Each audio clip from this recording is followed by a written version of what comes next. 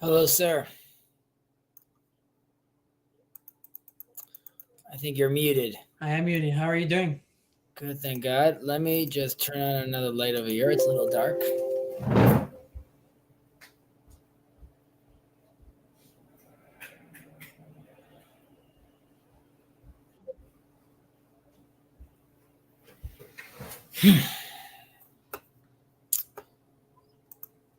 Hello.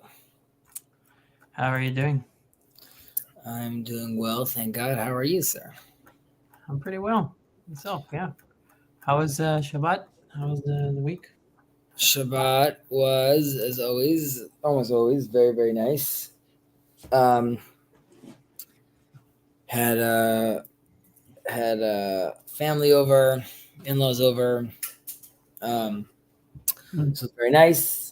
Very nice weather. So that was also it's always fun to have some nice weather as you're walking around the streets of the city of Kings. And my nieces and nephews, they come over a lot, and we'll take walks, and I drive them crazy. I make them take like these deep breaths. I'm like, take it in, kids. The city of prophets. The city. I dance. I play around with it, so they all mock me now. But it's enjoyable, thank God. So that is going well. My synagogue that I signed up to, they're growing rapidly. They're looking now to buy. They started this like a year ago, but they're looking to buy a building now so they could have like an official place. And there's a guy over there that's in charge, like one of the guys that's on the board. He is a very intense individual. He attacks you with chesed, with good deeds. Okay, I get it. Another family we can help. Can I just pray right now? But he's very into his chesed, which is beautiful. So that is thank God going well. How many people are in the synagogue? Family, I guess as far as people, I don't know. It's probably probably 250. 250. Yeah, maybe not. You know what? Maybe a little less. Maybe 200.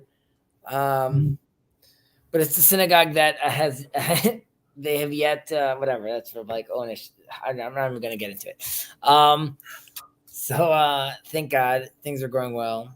Family's well. Kids are doing well. I had beautiful discussion on Shabbat with my son, which was sad and beautiful. He had growing up, he had fluid in his ears. We didn't know for a while. He had some hearing loss. He had some surgeries. Thank God he's okay. But I was having this conversation with him, and he was speaking so beautifully and so articulate. And he was asking, it was so fun for me to be in that moment.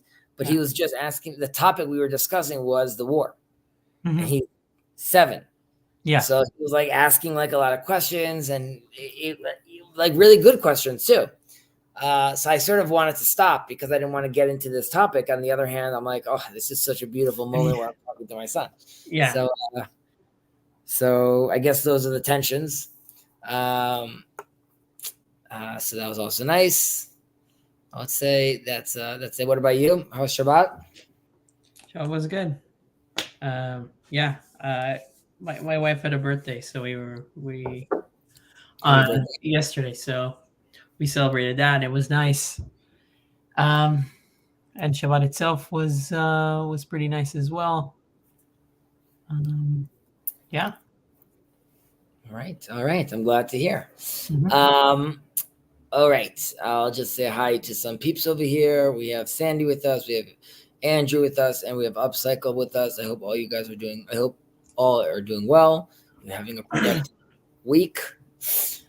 Okay. So let's get to it. We are on the Asara Nisin. Yeah. So the last one is Asara Nisionot, the 10 tests. That's what we covered last week. Right. In Abraham, he had these 10 tests, and Right, we spoke about the different tests he had, different trials he had. I was giving an example last time about we spoke about the trials that Hercules had, right? The famous Hercules trials he had, and what each one of these trials are supposed to signify. So we're continuing on with our unlike the other Mishnayot we had, which are from specific different rabbis giving us a specific message. Here we have these general collectings of rules of 10 and 7 and 10. So this whole Mishnah, this whole chapter has a lot of these. Okay, so 10 ניסים נעשו לאבותינו במצרים ו10 על הים. 10 מכות הביא הקדוש ברוך הוא למצרים במצרים ו10 על הים. No, I think we did this one, no? Yeah, we did this one. נעשו אותי 20 ולא שמעו בקול דינן. They tested me 10 times. And then we got here, correct. Yeah, okay. I guess the 10 and the 10 got me confused. Right, exactly. The 10 and 10 got me confused. 10 ניסים נעשו לאבותינו בבית המקדש. לא הפילה אישה מריח בשר הקודש, ולא הסריח בשר הקודש מעולם, ולא נראה זוב בבית המטבחיים, ולא יראה קרי לכהן גדול ביום הכיפורים, ולא קיבו הגשמים אש של עצי המערכה, ולא ניצחה הרוח את עמוד האש, ולא נמצא פסול בעומר ובשני הלחם ובלחם הפנים. עומדים צפופים ומשתחווים רווחים, ולא הזיק נחש ועקרב בירושלים, ולא אמר אדם לחברו, צר לי המקום שאלין בירושלים. Do you want to take the English for us? Yes. Okay. So 10 miracles were performed for our forefathers in the Holy Temple. No woman have ever miscarried because of the smell of the holy meat. The holy meat never spoiled. Never was a fly seen in the slaughterhouse.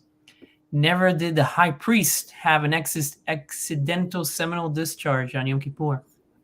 The rains did not extinguish the wood fire burning upon the altar.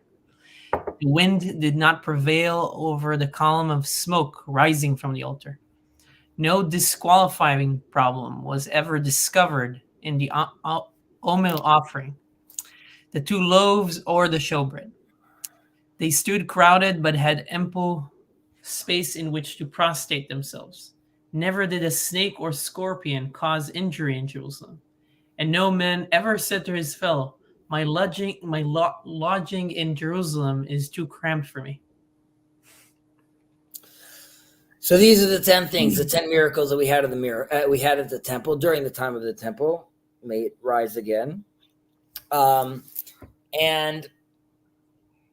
first, to clarify, we're not talking about one individual miracle or that this miracle occurred once. Rather, that these were common during the period of the temple, right? So this was constantly going on. And the temple is, as I think we discussed it before, in some earlier chapter about, the temple itself is a place where we go to atone and to confess and to sacrifice. And these are places that we're transitioning from a state of mundane to a state of spirituality, and from earthly things to spiritual things. And we were also talking about how specifically in the temple, right, things that we can't do outside the temple, we can't eat any blood, and we can't sacrifice incense, and we can't have any idol worship, and we don't make ourselves any things like out of gold or silver with regards to worshiping God. But lo and behold, in the temple, you have the cherubs, right? You have a gold idol there, obviously, in a certain sense. You are lighting incense. You are moving around. There's a lot of blood ceremonies going on, right? And you sacrifices, all of the sacrifice, right. So this is, in a certain sense, a recognition in Judaism, and obviously through God, that yes, there's something that could allow you to transcend if you drink blood, right? There's something very powerful about those ancient civilizations that would bathe in blood, because there's something to it. We recognize that as well. The question is it oriented properly?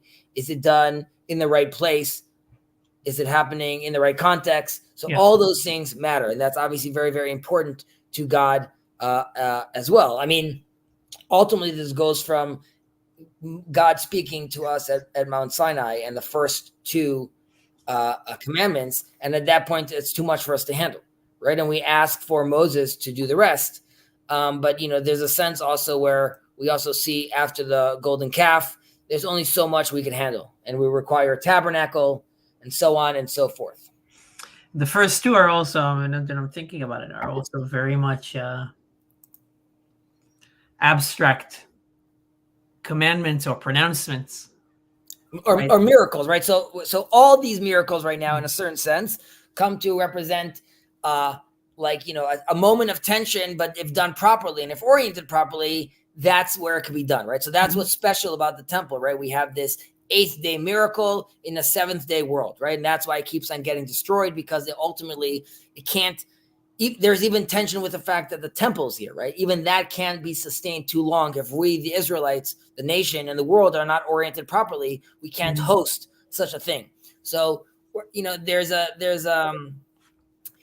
like in pregnancy, there's something about the fact that I have the will and my desire is very important, right? We talk about women about we'd have to be very careful about the moods they're in and at least in ancient times, they believed that if a woman was in bad spirits, that could harm the fetus. I'm sure today, psychologically speaking, there's something to that. I don't know if we're worried about someone having the blues that the baby's going to be depressed, but the idea at that point was there's channeling your will properly. And the concept is that while in the market, you could say a woman could be walking around and she smells horrible, smells, and she gets distracted or gets very, very disturbed, and that affects the baby. Here, it's saying that in the temple, women or people, right, were managed to maintain their proper focus and their proper will. So if things like this happen, they wouldn't have to be worried about completely getting distracted all of a sudden. Right? So we have the meat that they're actually bringing up. So first of all, it wouldn't always be finished that day, but you would only have like a day or two to finish it before it starts to smell. And the fact that that's like a very heavy workload going on at the temple. There's different stories in the Talmud talking about like the heavy workloads they would have. So, they're keeping on bringing in more and more meat, yet we still have this miraculous thing that it's not smelling. But here too, so there's, let's say, the physical element of it, us to believe that there's actually meat over there, it's being used, and miraculously there's no smell. But it's also, again, showing to stress an element that there could be a problem. Well, let's take a step back. To do this ceremony of sacrificing and this whole sequence is quite meticulous. There's a lot of different rules to this. From a biblical criticism point of view, people look at the book of Vayikra, of Leviticus, right? That this is really just these are a lot of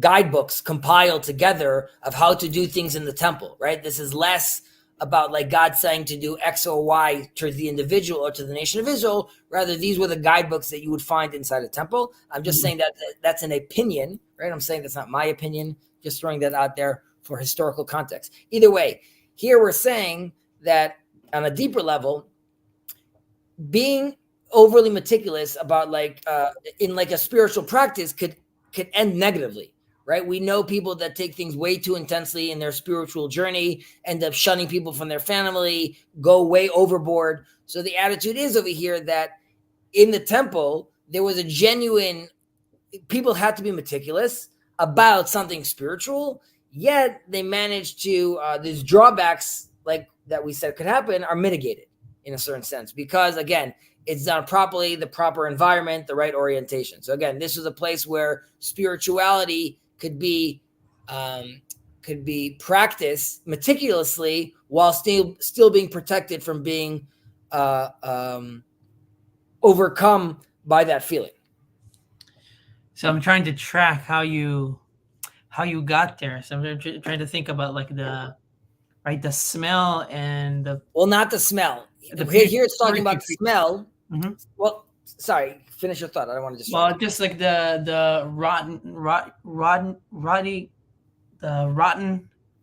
meat, it becomes rotten. But there is so I'm trying to understand what you were saying in terms of like the meat, or you have the super spiritual place, the Bet Mikdash, the temple is where you engage in all the spiritual rituals, you. and you How? do that in a meticulous way Right. through sacrifice with the meat.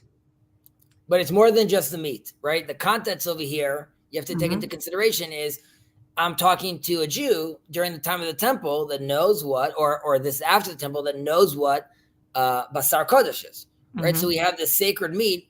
We're already talking about, we know it's a very meticulous process. Right. And we're saying that this meat didn't stink. So again, I said on the surface level, there's the miracle that it didn't stink, right? So the candle, the menorah was lit for 7 days, right? Yeah. Great.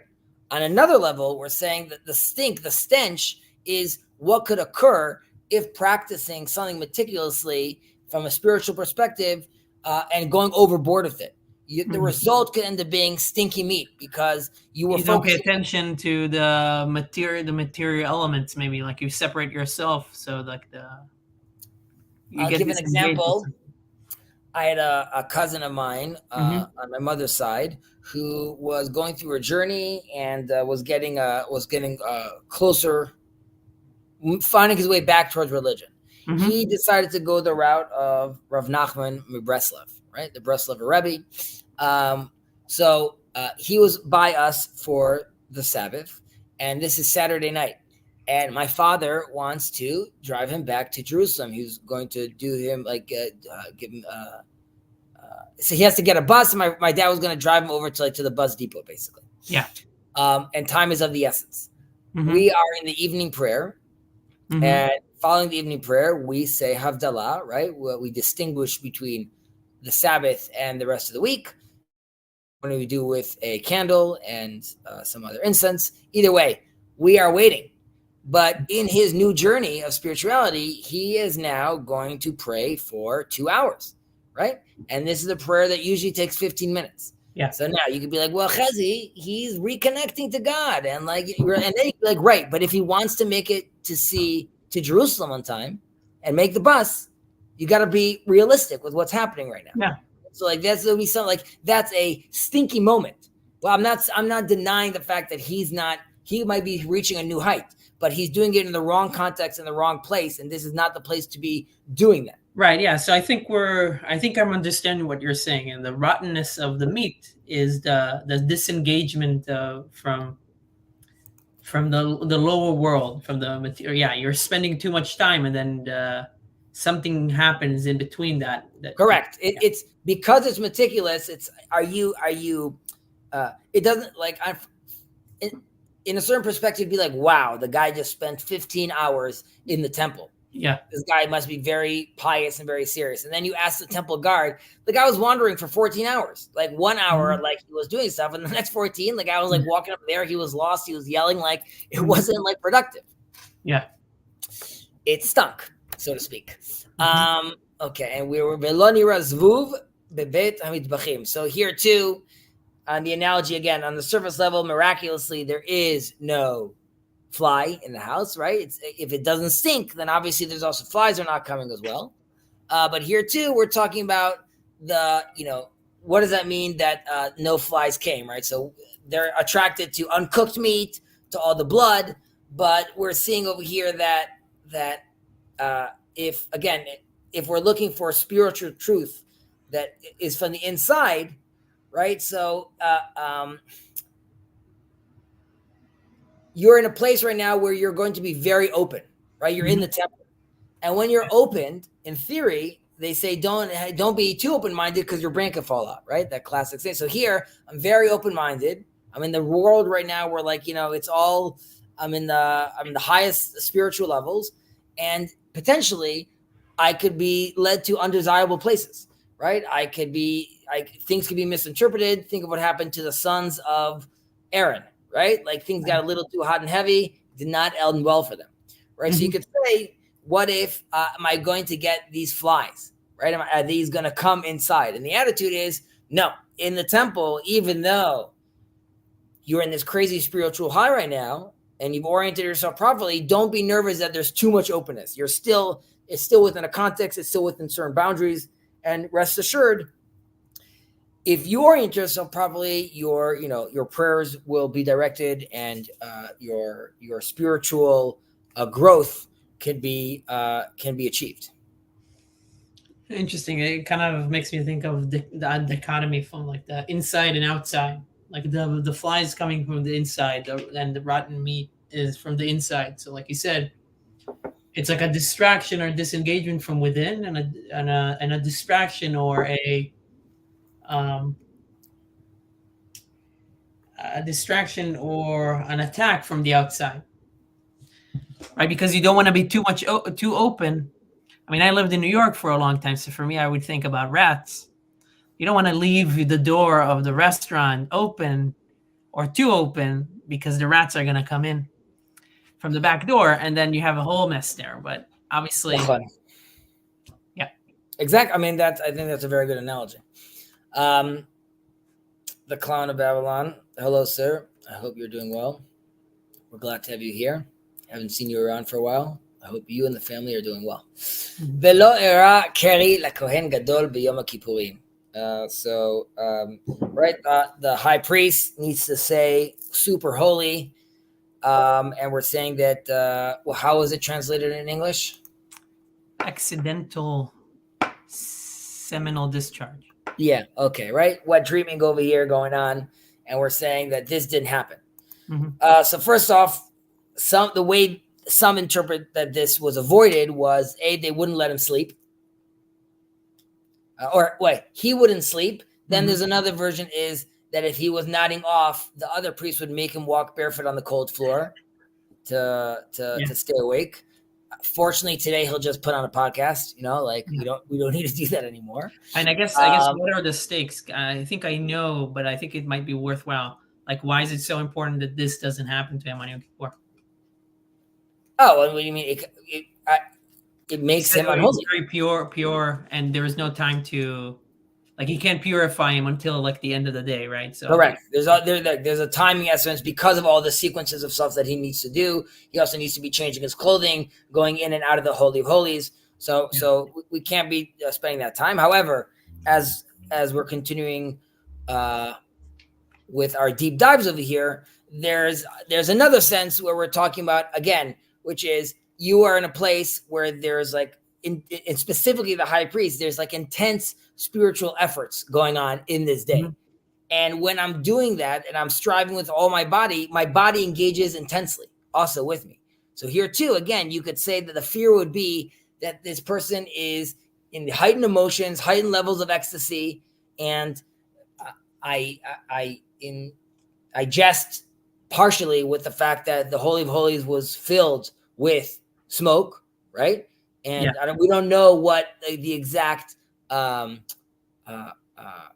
substances were that was being used over there, right? Mm-hmm. But I would not be shocked if there was some psychoactive components over there. So having all that going around, right? You could think that could allow for in some cases to someone to reach some sort of even sexual high, in a certain sense.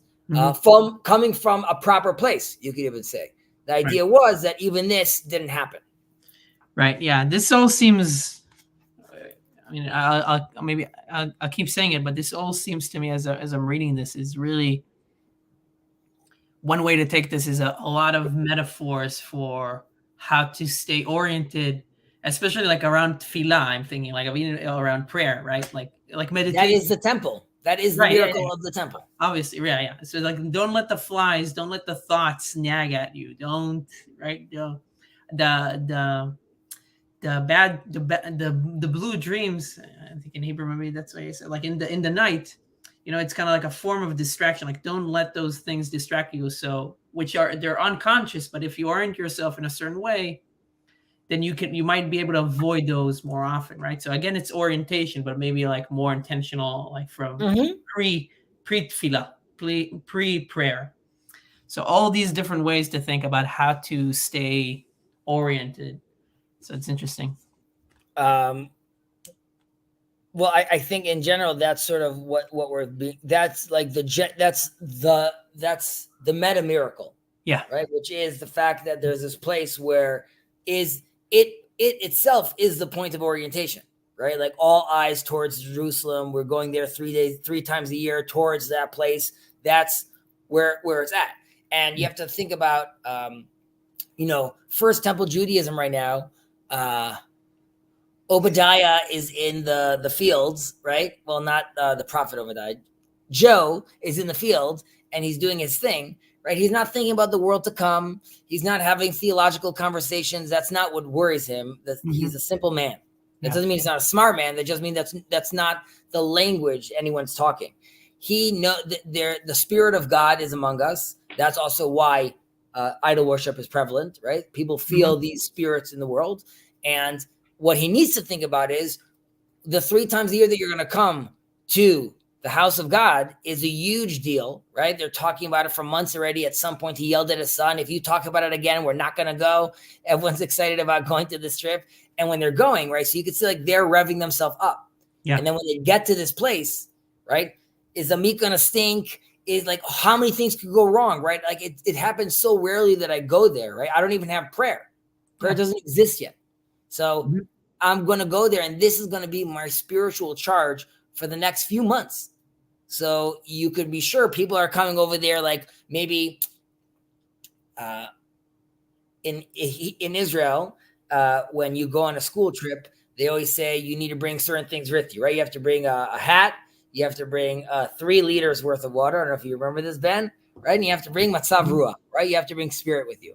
And I would always say, but just bring the right amount, right? You don't want to be left with like, after the trip and you still have like a full day's worth of spirit going on. Cause like you gotta bring it down.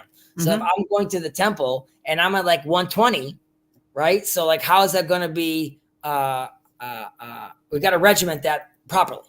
Yeah. Yeah. So moderation, for sure. Continuing on with the, analogies over here, the metaphors over here. Velo kibuk shamim esh sheletzei hamaracha. No, the wind did not prevail over the column of smoke. No, that's the other one. The rains did not extinguish the wood fire burning upon the altar. Okay, so here too, we have fire not, water not putting out fire, which is one level of the miracle. But then again, discussing the emotions we were talking about, emotions, fire, those are, fire symbolizes emotion in a certain way, right? It can heat up. It could, it's beautiful. However, it could be completely, encompass you and burn you and take you over. It moves in all different types of ways, right? So there's this feeling over here that your fire, your emotions, right, could be put out in the temple, right? I'm going to come in with like these high expectations, and it's going to rain, or there's going to be a bad wind, and suddenly that's all going to disappear. And the idea is over here that like humans, we have the ability to use our, in the analogy of water, our cooling logic, right? Could be very emotional. I'd be like, well, just as you think about it rationally for a minute, she just said you look nice. Don't go proposing to her right now. So I got to like chill that out. The attitude is if I'm fueled with and oriented properly with a proper fire, right? Then I don't have to be feared that blending them with my emotions properly. And me, I'm not gonna put them out, so to speak. Yeah. I'm not gonna extinguish my fire. Hello, Andrew. How's it going? Pretty good. I'm assuming you're washing your hands and not urinating. Yeah, he's trying to. Yeah. I don't know if he's trying to put. Okay. Yeah, just lost my hand. I'm like, it's TLC just for like a new level of comfort, everyone, right now. We're coming here. Okay. I'm in the delivery room right now. I'm just continuing this class. Okay. And moving on to the next one. Yeah, so I think it's interesting. I guess the last thing, and maybe even Sure. connected to, make a connection to. I think Jacob was also going through the Bati Legani, the Chabad, the Rebbe's mimer, where he talks about like the ruach shtut, which maybe can in some way be translated to a desire, it's like a desire that goes through you, which which again we can think about as a fire, right? The fire being an emblem of desire, which can be oriented in the right way. It's not something that you only want to put down, like you said, with the rational mind. Obviously, there are kinds of fires that you do want to put out, but some of them you don't. So I guess, yeah, again, like the orientation, the fires of the altar are not things that we want to put out. So those are desires that we want to have in our life and keep them and orient them and have them motivate us towards good things. So keeping in that same analogy, we go to V'lo nitzcha ruach et amud ha'ashan, right? And the wind didn't disrupt the pillar of smoke. Okay, so here, if we spoke about the fire is the intense passion that we said we didn't want to use our cooling, we didn't want bad logic or rain sort of to get rid of it, and we didn't want our own cooling interior logic to mess with that emotions. But if we're successful in that point, then we're leading towards transformation. Transformation would be what smoke is right now, right? I burnt one thing and I have fire and I have the thing I burnt together and I created this new thing, right? So this new thing is transforming. However, again, during that point of transformation,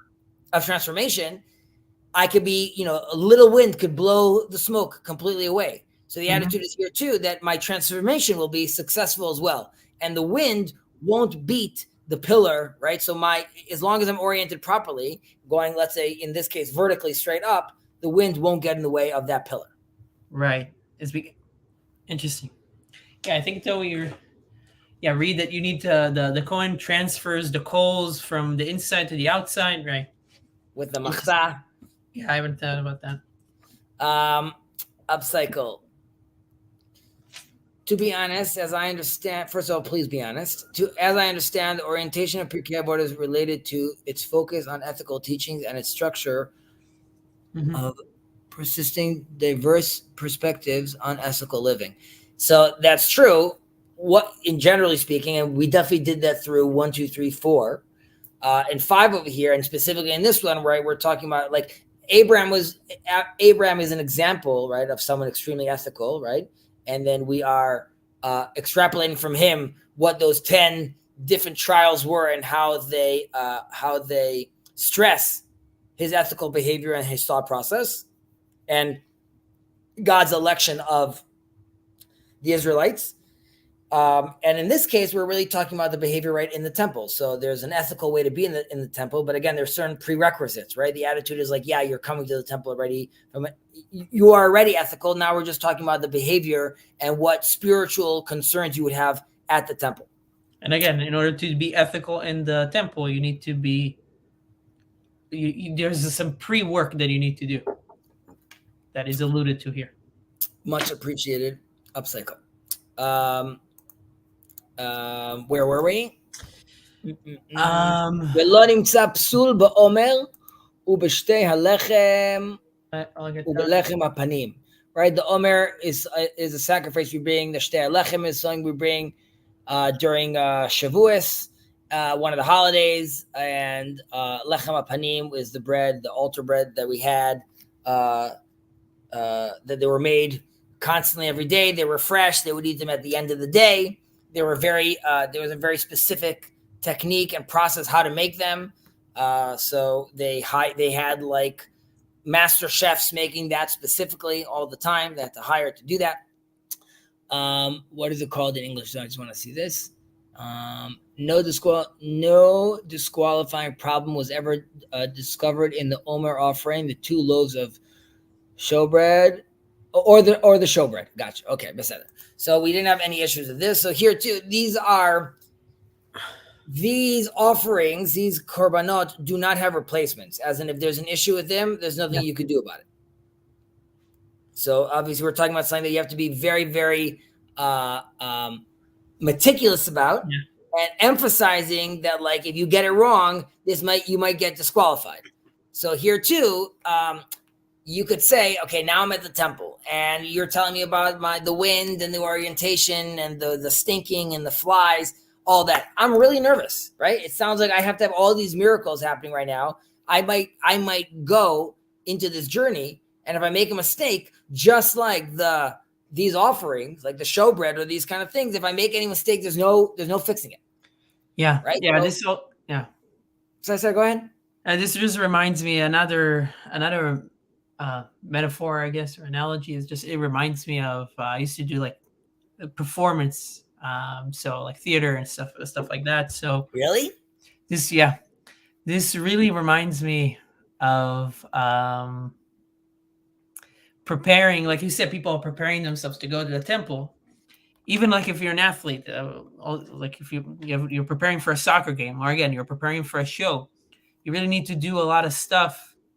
And then when you're at the show, especially if it's theater, if it's live, you have to have no blemish, so you never forget any line, like every word, like you've practiced it, and you don't want to miss it. And like when you do it, it's like it's all automatic, obviously. But before that, you would hope at that point it's all automatic. Yeah, but again, there's like the no blemish, the making sure that you have no thoughts coming into it. It's very much also like the mindset of an actor going into a show, or an athlete, going into a game, into like a soccer game, and like, just being in that moment, being able to react, and without getting any other confusion that you're getting from any other place. Right. So if you're going on stage, right, little Timothy Charlemagne, right? That's like the guy that everyone likes right now, right? So I'm sure there's many doubts and hesitations as he's going through this, and there's the process itself has many, many challenges, and you could think that, like, I don't want to engage because, like, it's too many risks. I don't know if I'm gonna be able to see the reward at the end of the tunnel. And the attitude is that, like, once you're at the temple, right? See it through. Believe in yourself. Omdim tzufim umishtachavim revachim. They stood crowded, but had ample space in which to. What does it say there? Yeah, prostrate them. In space in which to prostrate themselves. Okay, right. So we have a lot of space over here. So here too. First, there's just very physical things over here. Yeah, which is. Generally speaking, the way a human is formed, right? I have my head on top. It's positioned above the other part of my body. And this is the person in control, right? The little Chezi inside my brain driving the machine around, and it directs everything. And in a certain case, even my heart follows and the rest of my body follows. And this goes back to the cool logic I generally use to move around in the world. When we bow down, the order is reversed in a certain sense, where my head goes lower than my heart. Right. And here I'm saying that I'm allowing it's symbolizing the submission of my intellect, right, to the thing that I'm worshiping and what I'm sending my emotions to. Right. So that's why, just as far as like the two modes that we're doing, and the attitude would be, or the explanation would be that, okay, you just explained to me this beautiful thing, Chezi, of like when I'm bowing down, I'm submitting myself, my intellect, I'm going to this deep place. That is something that I really want in this realm. I don't want to be involving other people in these personal matters that I'm having and these honest conversations, so to speak. Apropos estuary, I'm obviously very different than what we're doing at the temple, but the idea still stands of, can I find this place where I could come with my emotions first, assuming they're oriented properly, and do that with other people. And the miracle was, that physically while they were standing, it might have been that there's a lot of people over there, right? When you're standing upright and it's only this like intellectual conversation you're having. But once you bow down and you allowed yourself to be open to the other people around you and recognizing that you guys are all allowing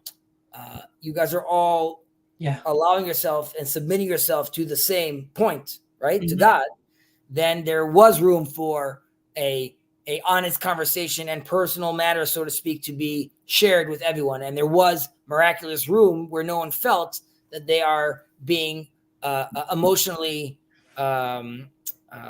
stifled. Yeah.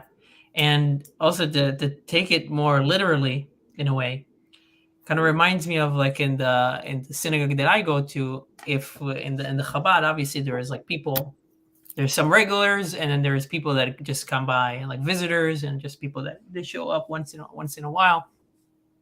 So it's interesting how when there's more regulars, it might be the same kind of crowdness. It's a small space, might be the same kind of crowdness, but when it's more regulars, then when you actually need to bow, or when you need to start doing the Amida, the silent prayer, then everybody knows, okay, I'm gonna like I need to like a step over here because I need to take the 3 steps, and so everybody knows where to step. And even though it's a little crowded, like it's very easy for people to orient themselves because we kind of know each other.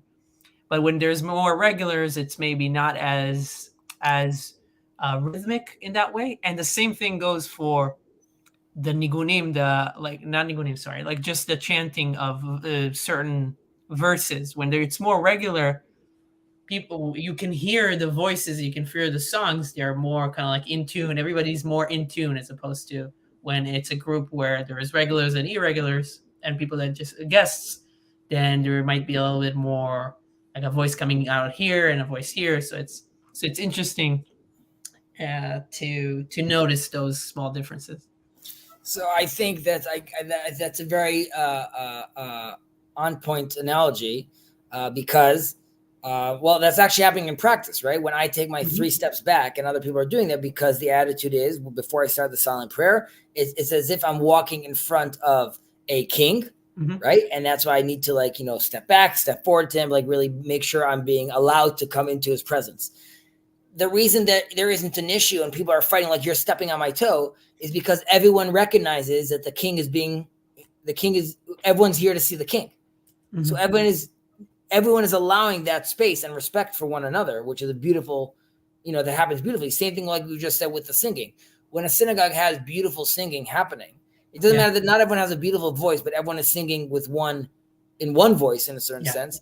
That is right. So I'm saying that's multiplicity in unity, right? So that's that goes back to the letter Yud, the 10th letter, right? So the multiplicity in a single dot, right? And that's what we want to try to find over here, right? So once we all bow down, in theory, we are all creating room for everyone. So there's room for everyone. We're all there, but there's room for everyone. Velo hizik nachash ve'akrav b'Yerushalayim me'olam, right? So no one had an issue dealing with a snake or a scorpion ever. So here, this relates a little to what we said earlier, which is the heel is symbolizing, it's the bottom of. It's what's connected to the earth, right? When kids say today, go touch grass, right? So that's the thing that's always touching the grass. Can you repeat the last sentence because you were wrong enough for me at least. Sorry, I was saying that the heel, okay, is there to symbolize that someone that could be very immersed in a spiritual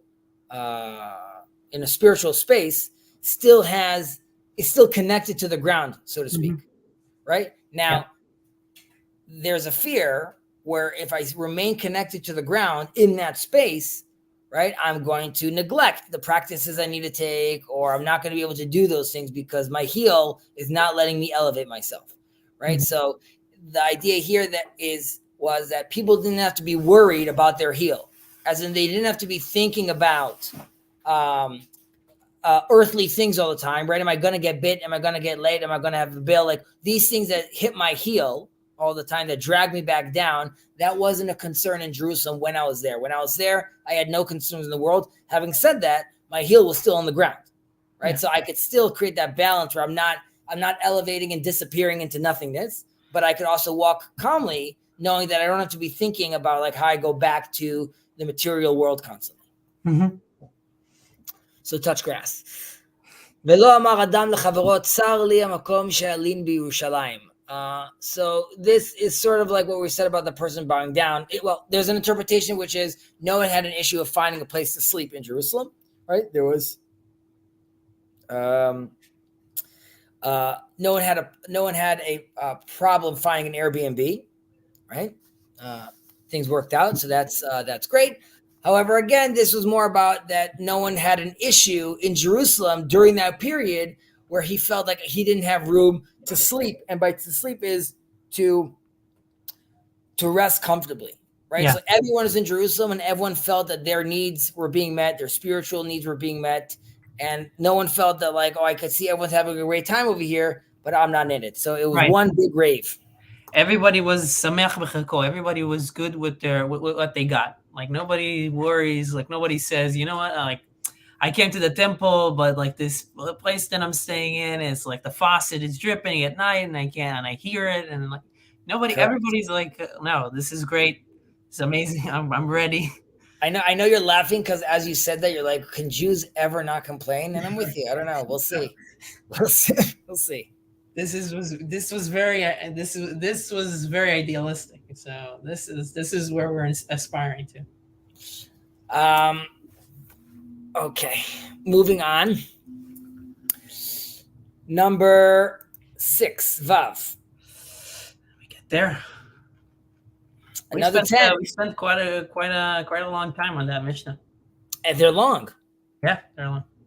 To be honest, like, no complaint. If you look at if I recall, if you look at the interpretations of these, generally speaking, these are actually like quick reads. Yeah. Unless you're going into like a deeper reading of it, because it's just like this was good and that was good and this was good and that was good. You're like, okay, great.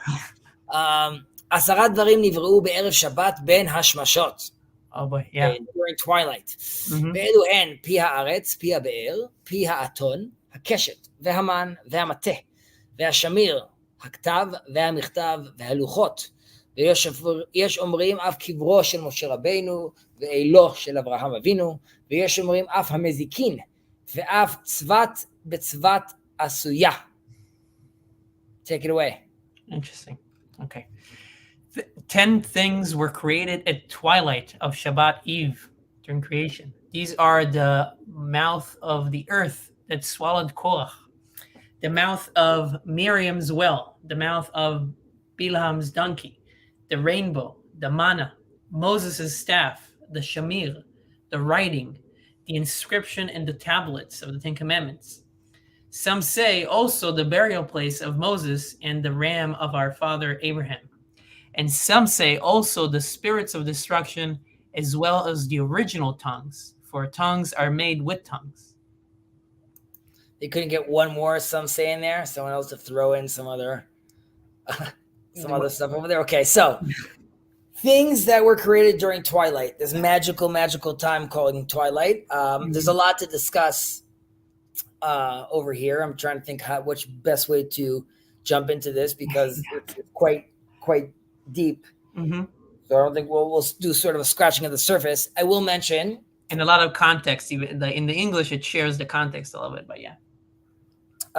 So first, this goes back to the book of Job, because this is one of the first things we learn about in the Talmud. The first thing in the Talmud is Me'matai Korin Kriyat Shema, right? When do we say the prayer of the Shema, Hear, O Israel? And there's a discussion over there, which is basically, during these moments of twilight, right, when darkness comes and there's a doubt, right? Will day come again? Can good triumph, right? It's now the absence of light right now. I have to deal with this other essence called darkness. The fears, the doubts start coming in. And that is when we proclaim Shema Yisrael. In a certain sense, this is the tension that Job was dealing with. Right. If you recall, limbo is tough. Like the in-betweens are always tough. Yeah. Well, his kids party every day. Yeah. Every day they go to someone else's house. They're having a party over there. They're having the time of their life. And as far as they're concerned, like they won the game of life.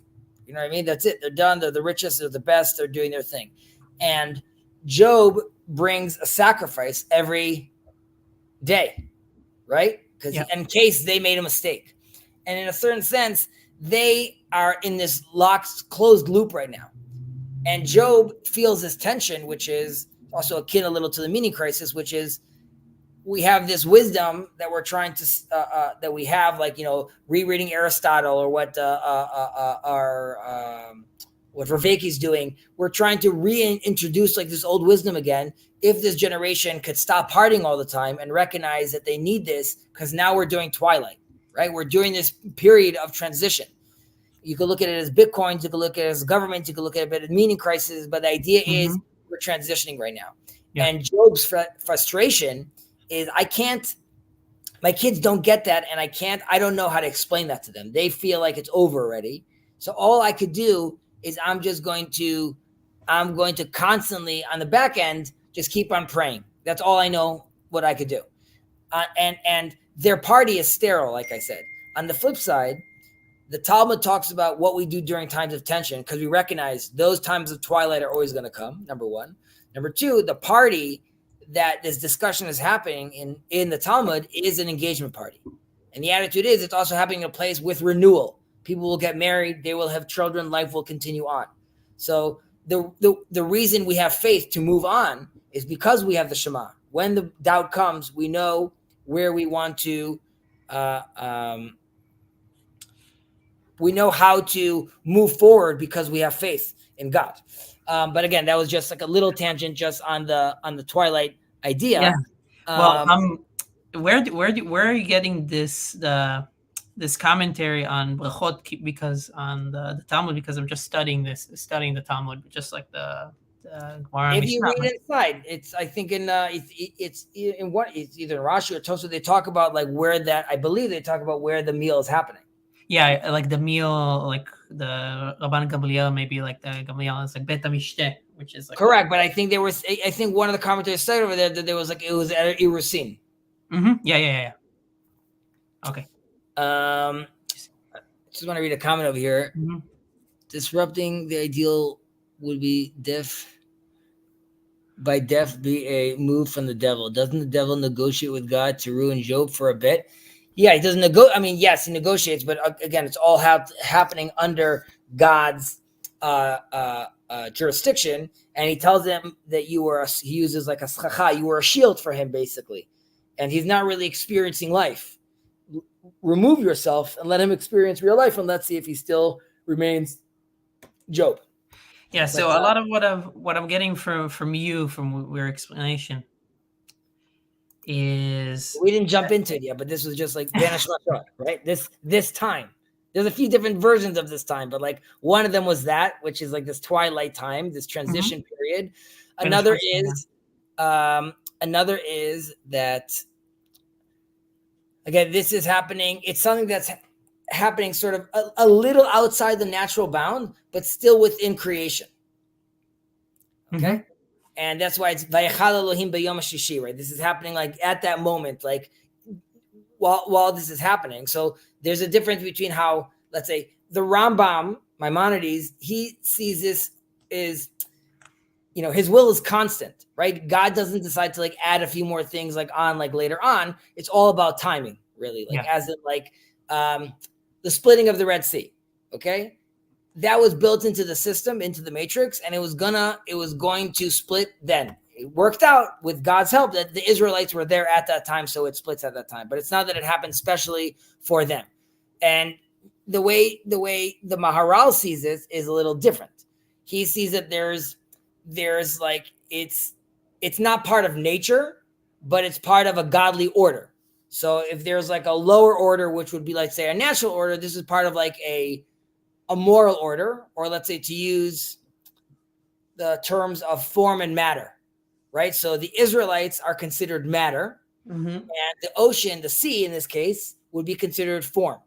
So according to the Maharal, when the Israelites come in front of the sea, form bends to matter at that point. So it's still happening sort of within a logical system, so to speak, right? It's not purely miraculous. It's just these two different powers are meeting each other, and one is a matter which supersedes how form would react. So I would say that's just like two different readings of how Maharal and Rambam see these miraculous sort of things that were given. I'll just give one more framing, which would be a rationalist and, let's say, a pragmatist reading of this. So the pragmatist believes that there's more during creation, there's a lot more fluidity going around because you're trying to create something new over here. And that means that different things are mixing together in this phase. So it's the first 6 days of creation. There's no nature, basically. We just have like this mix going on. And then according to like a rationalistic point of view, you would say you would say that here everything's going by rational principles, right? And you can't shift, you can't change anything over here. So this would be like the last day of creation is the day that God rests. And then there's only nature, right? So Bein Hashmashot is the miracles when these days meet between pragmatists and a rationalist, which is, again, the first 6 days are we're pragmatists right now when we're creating something new. So there's no nature yet. So we have this fluidity we could work with. Kicks in the 8th day, right? That when God is rest. So nothing new is happening right now. There's only nature, and we have to stick by these laws. In the twilight is when we have this wiggle room, this little magic time where things could happen. Right. This is a little tongue-in-cheek, but that's why the only time there's a miracle, right? Because God is resting. On the Sabbath, you must rest. The only time you are allowed to not rest on the Sabbath is to do chilul pikuach nefesh, to save someone's life. So the reason God intervenes, so to speak, with miracles, it's only for the betterment, let's say, to save someone's life. And that's the only time he works out of his, he comes out of his rest and acts in the nature world right now. Interesting. Yeah, I think that was a lot. I don't know if I fully understand it. It was a lot. The last bit, I think is easier, but yeah, the fact that 6 days are pragmatic, or like when we're building something, but you're saying there's not necessarily an order yet because it's being built, right? And but now the way I'm going to use it has to have an order in it. Right. So I'm building Lego right now with my son. The colors could be mixed up. Give me this first, there's some sort of order, but I could still play around. Right. So the order is on Shabbat where you decide, okay, I'm going to use this. I'm going to rest in it. Right. So I'm going to use it for its purpose, which gives it its order. In a way. And this is also, we're trying to find when do I have room for this miracle, right? Because I either have nothing going on or I have order. And the attitude is in that space, in the twilight, Bein Hashmashot, I could find that space where now I could, again, like I said, outside of nature, but still within creation. Okay, I think we need a separate stream on this, but yeah, we can do it. Okay, no problem. I warned that this was going to be more dense. All good. Okay. And okay, so now let's go through these. What time is it? It's 10 o'clock. Yeah, I guess after this one, we'll stop and we only did 2 this week, but we'll continue later on. I have a stream also with someone in 15 minutes or so. We could wait a few more minutes, but we can. I mean, if you want to give this its time. I mean, the time was the beginning. From now on, it's just going to be really. We'll go through it. We could go through it fairly quickly, I think, at this point. Okay, so we have Pia Aretz, the mouth, that opened up for the 8 Korach. Mm-hmm. Right. So here too, the earth obviously symbolizes stability and something that we could trust and we could stand on. So this is something that obviously it's something that we need as a constant in our life, right? I don't have a lot of risks dealing with the ground.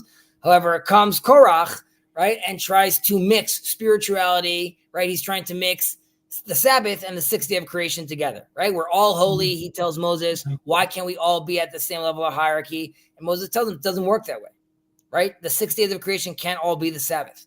And that's why the reaction to that is the mouth opening up and swallowing him, right? That was an improper mixture of those 2 days. So we have this, again, that would be a certain sense of the natural reaction of earth to Korach was to open up and swallow him. Kind of reminds me of the risk of GMO. When you mix stuff that's like unnatural, you don't know what's going to open up and swallow you. But yeah. Anyway, just what came up in my mind. I'll accept that. There's some versions where say that was another one of the miracles. Yeah. Pia Be'er, right? So this is Miriam's well that miraculously followed them around everywhere. So here too, there's the symbolism of drawing water from a rock, right? So these are contradictions, right? Mhm. How do you have like a contradiction like this where you're taking something that's dry and hard and then turning it into something that's like a liquid and cool? So here too, this is like I said about the twilight, this is letting you know about these moments of contradiction, these transitions between hard and soft, solid and liquid. And again, like things like this could only be created during this twilight period. By the way, this is also hinting to the trend, what we were talking about, the proper orientation in the temple, right? Where I have these transition periods. And in the temple is a place where miraculously that balance could be reached. Right, I could have fire and water. I could be fire and water could be on me. Wind and my smoke could still be standing tall. Right, so these are also contradictions. But if they're happening properly, then there's room for them. Right. Upiha aton, the mouth of the mule, the donkey that spoke for the great prophet Bilam.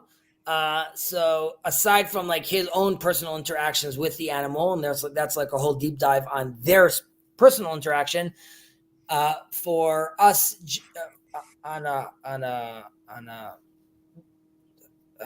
more surface level, it represents the animalistic part of us, right? But that we still know how to express ourselves. So this is the blend of, let's say, the evolution in a certain in a certain sense of like the physical action, right? I could have a body that is very much animalistic, right? But I have a mouth that allows me to evolve that and then be able to take things from the land of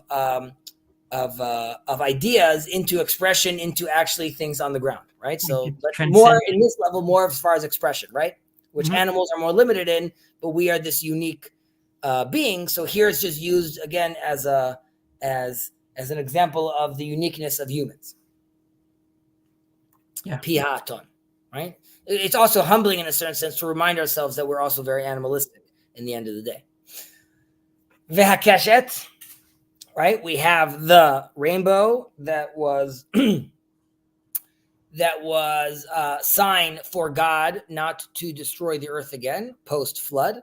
I mentioned this as a comment once in your Tanya lesson about afilu b'astara shebetocha astara. That God is always there, even when there's layers of veiling that we don't see Him, and even in the wording that we use in the Bible with regards to the sign of the rainbow, it says "be'ananei ha'anan," right? Like in the thickness of the cloud, and it's not even clear that Noah or humanity is supposed to see the sign. Rather, it's something that God is supposed to see for Himself in a certain sense. And Be'ananei ha'anan reminded me of like "B'astara shebetocha astara," right? It's just like, that even like if you really, really think, it's always darkest before the dawn, so to speak, right? God is always there, always present. And He Himself knows, even if we don't see the rainbow, He Himself sees that rainbow. It's a sign for Him. Kind of reminds me of the blood on the post. I don't know if it can be connected in some way. Yeah. Well, that's something it's a sign for Him. It's not on the outside; it's on the inside of the house, and we physically do it. Right, mezuzah. Yeah. But Shimshon Raphael Hirsch, Rabbi Hirsch, he looked at the Keshet, and others did as well, that this is to show the diversity in the fabric of creation. That's like part of what's miraculous about the world. But in another sense, also specifically at the temple, also where I care about this diversity, right? When everyone comes together to praise God with one accord, it's a promise also that God is giving us, not just that I'm not going to destroy the world because you guys are being nasty, but that even if there's a tremendous amount of diversity and variety that is like stretching the world to its limits in a certain sense, the world still won't be destroyed. So you could argue that we're living in a world today where like I could identify as a cat, right? So like that is like we are playing with the limits of concepts, words, and opinions, but the attitude is that this too, God is not going to destroy the world because of that. That is in a certain sense part of the blessing. Yeah, Andrew right now is identifying as a corgi or a corgi, whatever, however you say that one. That's a corgi. Where is he? Yes, sir. How's it going? Yeah. It's a corgi. Yeah.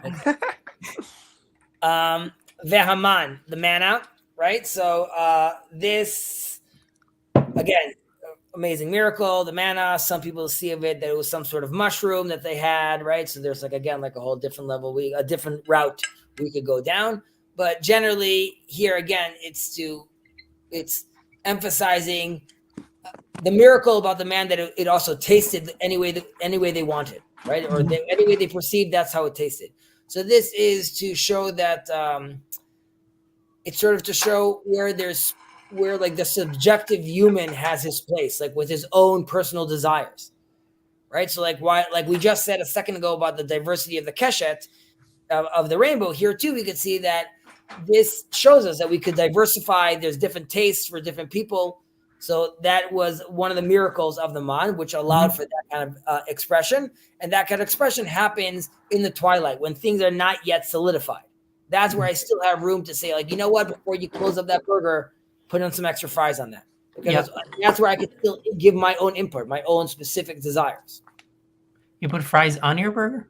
No, as I said it, that didn't really make sense. You know what I mean? It's on fries maybe inside your pita, because that's... You know what? You're judging me right now, and this is my manna safe space. In my manna safe space. Okay. Vehamateh. So this is the staff of Moses, and there's also the staff of Aaron, but let's say the staff of Moses. So obviously it turns into a snake, and it turns into the almond tree. Jonathan Peugeot spoke about how, you know, the snake is chaos, right? It moves around, it's wiggly, and the stick is upright and solid. But here too, you are taking like you're infusing life into inanimate objects in a certain sense. Right, right? Again, the transition, moving between exactly. And that's basically the transition, right? So can you do this? Can you take someone that seemingly is dead, seemingly has no life into him, and fill him with life and vigor, and then allow him to achieve great heights? Yep. So this is obviously something that we want to. That's what the staff symbolizes. There was the other copper snake, Nehushtan, but that gets removed from the temple after a certain period because it led to idol worship, which inevitably that would have been the case. Yeah. So goodbye, Nehushtan. They actually found like in these quarries, like these copper quarries, they found like this. I think it's like 4,000 years old or something. That like this copper snake from like this mold they had basically, and it's like the Canaanites area because the Canaanites were known of dealing with copper. So the Bible becomes alive. It's always very, very interesting. V'hashamir. Okay, the shamir was this magical worm that could cut through stone and cut through metal. They actually have some sort of worm like that they found recently that could do such things. I don't know at the level that the Torah is talking about, but either way, they needed the shamir to build the temple because you can't use unholy things to build the temple, and metal could become unholy. So how would we cut the stones with something unholy? So they needed the miraculous shamir. This has a fantastic story how King Solomon gets a shamir. He has to fight the king of the demons. I won't get into it right now, but it's a fascinating story. Ashmedai, they get him drunk. King Solomon gets thrown out of his temple. There's body. There's shape shifting. There's a chicken that commits suicide. It gets very intense. All those are actually true facts. So that all happens in this story. But regardless, the shamir was also for on the breastplate, the choshen. Yeah. Right? We had the urim, the tumim. Yeah. that the high priest wore. The high priest. And they wrote the names of the tribes on all the stones, or the sapphires and the rubies, and then they would lay the shamir on top of the tracing, right? And he would then go over and laser cut it inside, basically, into the stone. He would engrave it inside.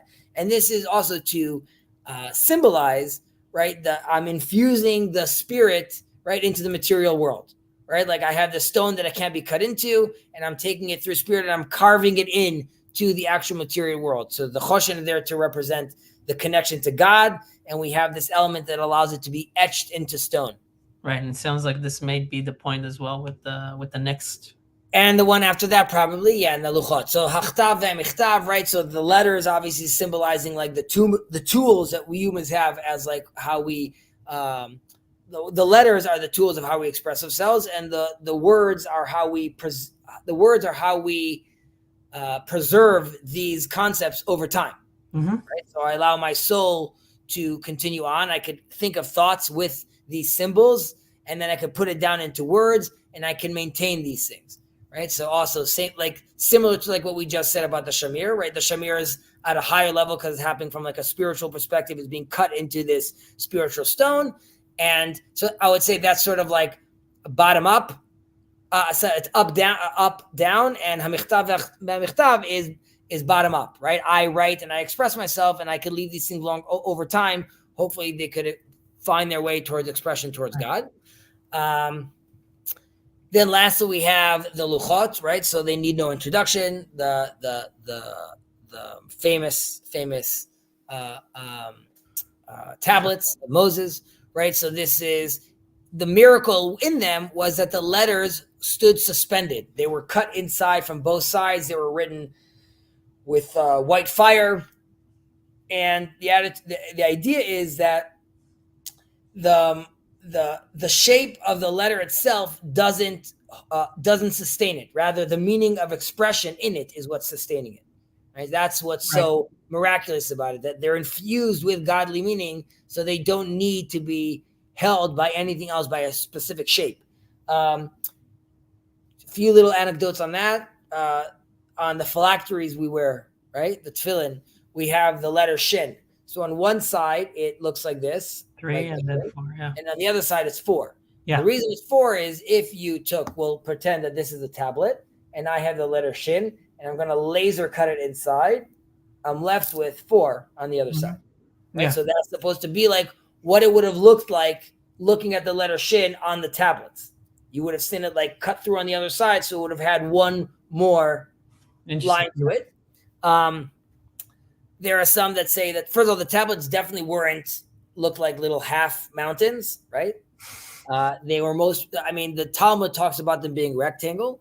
However, there are some that talk about them being these beautiful blue snapirion, like these sapphire-like scrolls. Mm-hmm. And if you can imagine, they're written all the way around. Right. And you would use them sort of to roll them. If you put ink on them and you would roll them on paper, it would write it out for you. But when it's all the way around, it could be seen in different ways. And there's different verses that sort of allude to this, that this is how it looked. There are some traditions that inside the ark, there was these 2 little stands that these 2 little scrolls could go onto, these sapphire scrolls could go onto. And some say that is where we still have our the Torah scroll we read. Has these 2 little things on top. That is in memory, in a lost tradition we have of what it looked like. But again, we can get into a whole conversation about that. Moses uses the leftovers of that stone, that sapphire stone, to make his wife the most beautiful ring in the world. That's also a very romantic story. Anyways, v'yesh omrim afa mezikin, right? The mezikin are the demons, the shadim, different stories of how they're created. This is from Adam's first wife, Lilith. Before you just skipped the tomb of the burial place of Moses in the ram of the father Abraham. Sorry. V'kvurato shel Moshe. So the burial place of Moses. We don't know where Moses is buried. The reason is because God said, if the Israelites know where Moses is buried, they either will look at a place and turn it into an idol worship center, or they will pray. And because of Moses' merits and Moses' rights, I will have to accept their prayers. And I don't want them to have a get out of jail free card, so I need to hide this body. His soul is too special that I won't be able to deny the prayers associated with him. Right. So he gets hidden. But this also comes to show the tension of the closest thing that Judaism has to like the God man, sort of, right? And that tension is that we don't know where that burial part is, and that shields us from a certain sense of like diving in too deep into that character with regards to revering him as a god, so to speak. Rather, it's, that episode ended, he's in the desert right now, and that's sort of all we need to know about that story. We obviously have him with us, but we don't need to be looking for Moses again. That chapter closed. While he's, having said that, he's still very much Rabbeinu. He's still very much our living rabbi and teacher. Yeah. The ram of Abraham, right? So there too, obviously, this moment of tremendous tension, right? Am I sacrificing my kid or not? Recognizing that if we're faithful, God always presents alternatives or presents us with options that we could serve Him in a proper manner. The mazikin, the shadim I was talking about are, again, these creations that are, they're not human, they're not angels, they're like these half-breeds. Yeah, right? The Ramchal talks about it, like how they're like, they're not spiritual and they're not material, they're not like angels, they're different. Yeah. Right, some say mazikim because they hurt you, some say they could actually do some good deeds, depends how they act. And lastly, we have this tzvat b'tzvat asuya, which are for tongs are made with tongs, right? The original tongs. So this really has to do with the fact that, in a sense, right, this is like the unmoved mover, right? There has to be the first thing that allows us to create, or a chicken and the egg, right? And the sense is it's here to, Joe Rogan talks about this a lot, but like how this represents like the work that humans do that we're trying to constantly repair towards completeness, right? We're always trying to build, make, do, innovate. And the first tongs are sort of, that was one of the things that was made, like the first desire to continue to innovate, right? So that first spark, that first initiative was given by God, which then allows us to keep doing that until we build an AI that replaces us all. Right. It's like the light, the light that was created at the beginning is also the thing that keeps us going, and it is the purpose of what we're driving towards. Right. And again, this happened during the twilight, right? During the twilight is the point of transition where I could still build new things, where I could smelt things. Like if we're using like this analogy, right? I'm hammering the metal while it's hot. And while it's hot is the twilight time. Right. So that's when it's allowing me to craft those stuff. But it still required someone to, at the very least, first time, give me those tongs to stick that metal into the furnace. Yeah. Nice. Okay. So we only did 2 today, but they were long. We'll continue with number 7 next week. Yep. Sounds good. All right. Onwards and upwards. All you, thank you for joining. Matthew, thank you for joining. I am going to be having a stream now with Shleif, I believe, Gilad, talking about Israel. It's probably going to be a depressing conversation. All are welcome, though. Thank you very much, Chezi. Appreciate it. Thank you, everybody.